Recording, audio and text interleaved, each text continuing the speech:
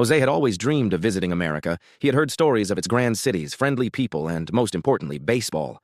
Determined to experience it for himself, he worked hard, saved every peso he could, and finally booked a trip. When he arrived in the United States, everything amazed him. The towering skyscrapers, the bustling streets, and the sheer excitement in the air. But what he wanted most was to see a real American baseball game. After searching for the perfect match, he found a stadium buzzing with energy. Excitedly, he ran to the ticket booth, only to be met with disappointment. The game was completely sold out. But Jose was not one to give up easily. As he wandered around the stadium, he spotted a tall flagpole near the stands. "If I climb up," he thought, "I can still see the game." With determination, he shimmied up the pole, gripping tightly as he made his way to the top. From there, he had the perfect view of the entire field. He could see the players warming up, the crowd roaring with excitement, and the American flag waving proudly in the breeze. Then, something incredible happened. Just before the game began, everyone in the stadium, tens of thousands of people, stood up, turned toward him, and in unison they sang loudly, "Jose, can you see?" 3 Englishmen trudged through the endless desert, their clothes caked in dust, their throats parched, and their stomachs grumbling louder than the wind. The sun blazed overhead, mocking their suffering as they stumbled forward in desperate hope of finding food or water. Just when they thought they couldn't take another step, they spotted a lone nomad resting beside 2 camels, one standing lazily in the shade, the other very much not standing. The nomad looked up as they approached. "You lads look like you could use a meal." The 3 men nodded eagerly, their eyes darting toward the fallen camel. "Well, I was just about to dig into this one," the nomad continued, gesturing toward the unfortunate beast. "Tell you what, I'll share it with you." Relief washed over them, but it didn't take long for their hunger to turn into bickering. "I should get the best cut," one argued. "No way, I spotted him first," said another. "Let's be fair about this," the third interrupted. "I have an idea. Let's divide the camel based on the football teams we support." The others considered it for a moment before nodding in agreement. "All right," the first man said. "I support Liverpool." "Well then," said the nomad with a grin, "the liver is yours." The second man spoke up. "I support Hartlepool." "Then the heart it is," the nomad said, slicing it free. Finally, all eyes turned to the third man. He hesitated, then sighed. "I support Arsenal," he said, quietly. Then he glanced at the carcass, swallowed hard, and shook his head. "But, I think I've lost my appetite." Coach Reynolds prided himself on knowing everything there was to know about football. Strategies, plays, conditioning. He had it all covered, but there was one thing he couldn't wrap his head around. His star tackle, Bubba, seemed to have an endless supply of women hanging off his arm. One afternoon, as practice wrapped up, the coach pulled Bubba aside. "Son, I gotta ask, what's your secret? How do you keep up with all these women?" Bubba grinned, looking around as if about to reveal a sacred truth. "Well, coach," he said, lowering his voice, "it's simple. Right before I get busy with a woman, I take it out and bang it on the dresser like a hammer. Numbs it up and I can go all night." The coach stared at him, slack-jawed. "That actually works." "Like a charm," Bubba said with a wink. That night, curiosity got the better of Coach Reynolds. He arrived home early, heart pounding with anticipation. His wife was in the shower, humming a tune, completely unaware of the revolution about to take place in their bedroom. Seizing the moment, the coach stripped down, squared his stance, and, following Bubba's advice, began hammering away on the dresser. Bang, bang, bang. Just then, his wife poked her head out of the shower, eyes wide with shock. "Bubba, is that you? Is that—" It was a beautiful sunny afternoon, and Tom was enjoying a peaceful round of golf. The birds were chirping, the grass was pristine, and for once, his swing was actually behaving itself. Just as he lined up his next shot, he heard a loud cry from somewhere on the course. "4!" Tom barely had time to react. He glanced left, then right, but saw nothing. And then, whack! A sharp pain exploded between his legs. He doubled over instantly, letting out a strangled yelp as he clutched his crotch with both hands. "Oh, you poor thing!" a woman's voice cried. Before he knew what was happening, a concerned-looking lady ran over and dropped to her knees beside him. "That must have hurt terribly," she said, her eyes full of sympathy. Without hesitation, she reached out and began gently massaging his groin. "Does that feel any better?" she asked. Tom, still grimaced in pain, shook his head.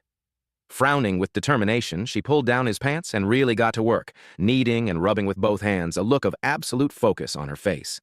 After a few minutes, she smiled up at him. That seemed to help a lot. Tom's face was flushed, his breathing heavy.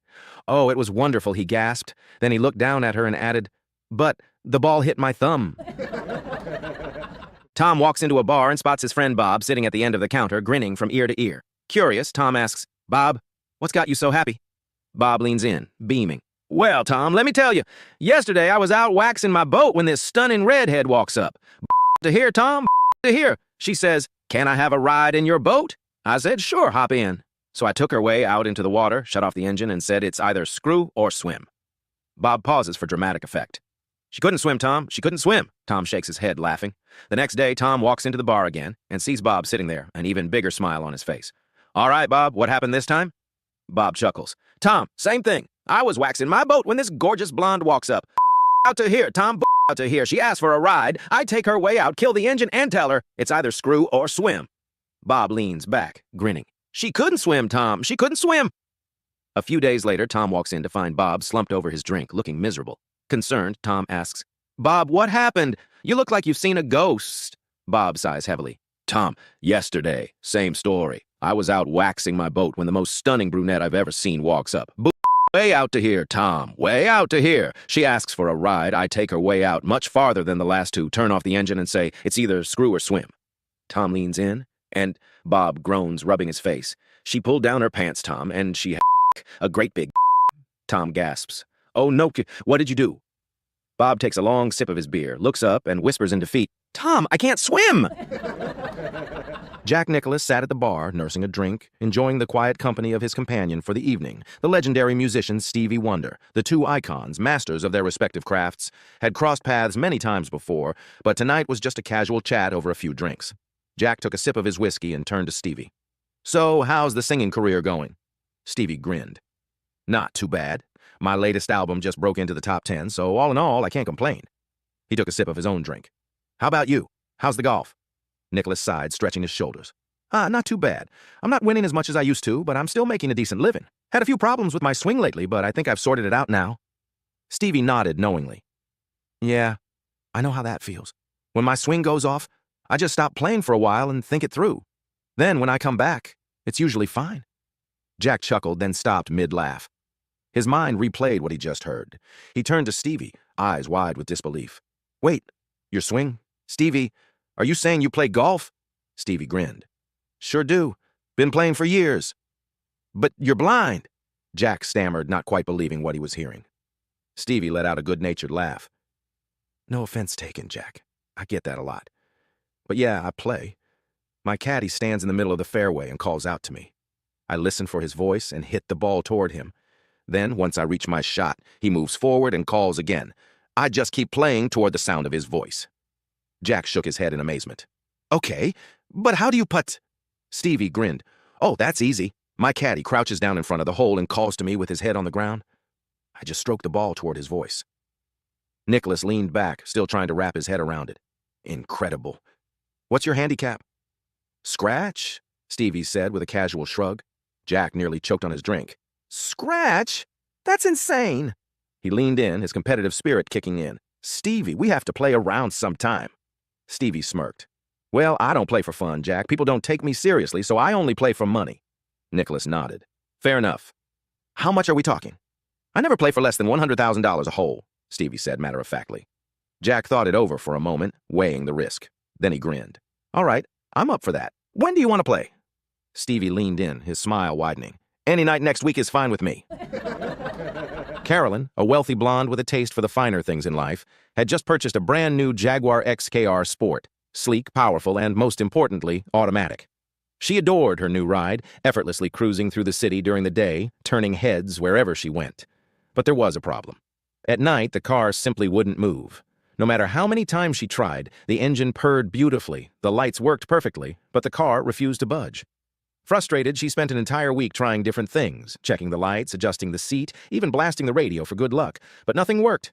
Finally, at her wit's end, Carolyn called the Jaguar dealership in a rage. I've spent a fortune on this car and it won't even drive at night. You need to fix it, now. Concerned, the dealership sent out their best technician. Upon arrival, he thoroughly inspected the car, checking the battery, the transmission, and the engine.